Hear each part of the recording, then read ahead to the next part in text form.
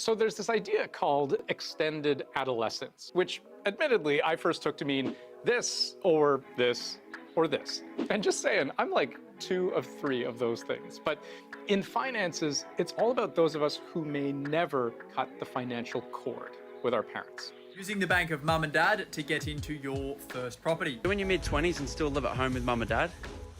We need to normalise this. So there's all kinds of fascinating insight into this. And one that caught my eye pretty recently was a survey from Pew Research last fall, where they interviewed almost 1,500 Americans, young adults between 18 and 34.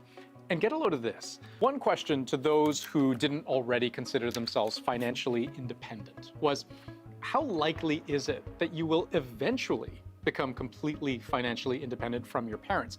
About 3/4 seemed pretty sure, but only 20% said somewhat likely. Another 5% said not too likely or not at all likely. That seems wild to me, that 1 in 4 people aren't super confident that they'll financially break from their parents, like ever. I want to know how the hell people in Canada are even living. I cannot envision myself ever owning a home, ever being able to afford a car or pay bills, and it's crazy, okay? I have a full-time job. Now, I wish we had the Canadian version of this data. I couldn't find anything exactly like it, but it wouldn't shock me to find out that Canadians felt similarly. Call it pessimism, call it realism, either way, it's depressing. Or is it? Cultural norms seem to be swinging to a place where it's okay for these parents and often even grandparents investing. This is going to help this young adult. So let's get specific. This Pew survey asked, in the past 12 months, did you receive any financial help from your parents, including paying some of your bills? 44% responded yes. Of those people, was any of the financial help you received related to your household expenses, such as groceries or utilities? 63% said yes. Now, keep in mind, this is a broad age group that we're talking about, right? I'm less surprised that an 18-year-old relies on mom and dad for groceries than I am with the thought of a 34-year-old getting that kind of help. So we looked a little deeper, and if you exclude most college or university age students, you still have almost 1/4 of 25 to 29-year-olds relying on their parents for help with household expenses. Even in the 30 to 34 age bracket, it's almost 1 in 5 people asking their parents to chip in.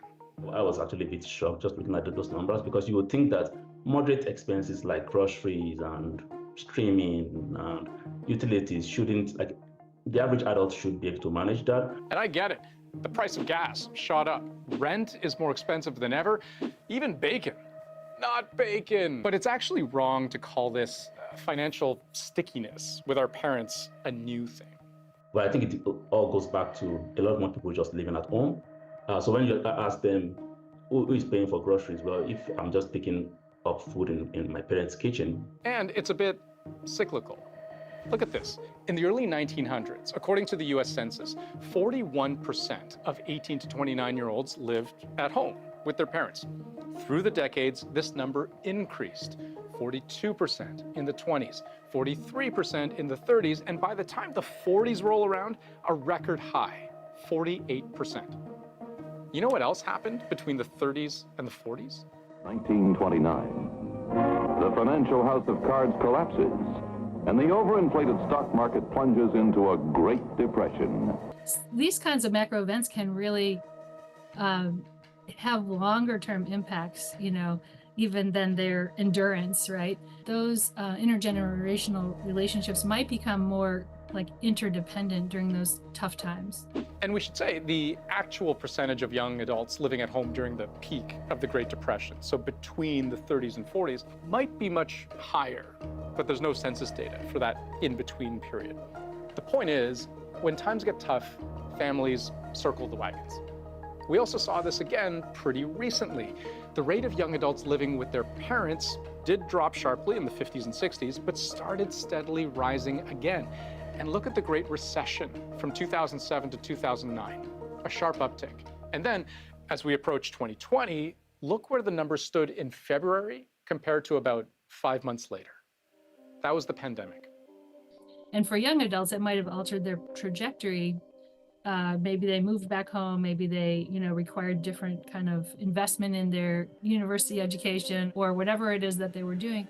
It's true that there were lots of reasons to bubble with our parents. Look out for each other, pool supplies, ride out the storm. But there were also job losses. As people stayed home, they spent less money. Businesses suffered. There was a historic decline in employment. Moving back in with mom and dad just made good financial sense. They probably wanted to be able to help out, and some of those things might stick, like, oh yeah, we'll pay the cell phone bill, or we'll keep paying it. It's cheaper for a family plan than a whatever individual plan or something like that. And with inflation spiking the way it has, that all might hold true even today. Our landlord increased our rent by $7,000 per month. Yo, this is what $70 gets you at Walmart. Yep, that's it, $70. So we can see it is a time-honored luxury to be able to turn to our parents when times get tough. But we should also stop for a moment and consider mom and dad's perspective. For parents supporting their children into adulthood with any kind of financial support, they were asked in this Pew survey, did doing so hurt their personal financial situation at least some? More than a third said yes. As parents, our finances have suffered. For those parents who reported having low incomes, the impact was even higher. And according to experts, more and more parents are planning around their adult children even into their retirement. Parents who are asking for a financial planner to look at their finances and see, okay, what's going to potentially happen if I need to add on, say, a $5,000 annual gift to my kid, or $10,000, or even on a monthly basis, say $5,000, just because they are having that fear that the kid isn't standing comfortably financially. But financial support can also be a two-way street. Where, obviously the kids are cared for when they're young, for quite a long time. And then maybe those adults expecting their kids to help out in certain ways to care for them when they become elderly. On this question of parents and adult children supporting each other long-term, interdependence, I should say, in some cultures, i.e. my own, that's pretty normal. Multi-generational homes are very much a thing, have been for a long time. What's new is figuring out just how common it actually is. In one multi-decade study from 1994 to 2018, they actually studied children becoming adults right into their 40s, 20,000 Americans. You know what they found? In that time, only about a third of adult children achieved what they called complete independence with no financial help after moving out. They live on their own, have their own paychecks, again, no help. About 20% had transitional help. So they moved out, but had some temporary financial support, but then the strings were cut. That leaves the rest of people who had long-term help. Almost a third who had financial support into their late 20s, sometimes even into their 30s and 40s. About 10% who lived with their parents into their 30s, and then a smaller group of people who boomeranged. They moved out, moved back in, then moved back out.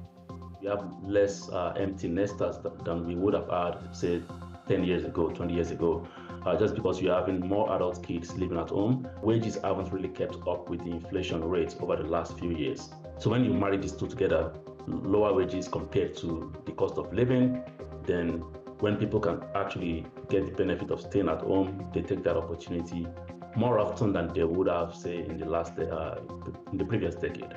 So the bottom line really depends on which perspective is your own. Are you in your 20s or 30s struggling to make ends meet? Well, you're not alone. Are you a parent wondering, when is my kid going to be able to make ends meet on their own? The answer to that question is less clear, but it might be worth remembering. Financial support very much can work both ways, eventually.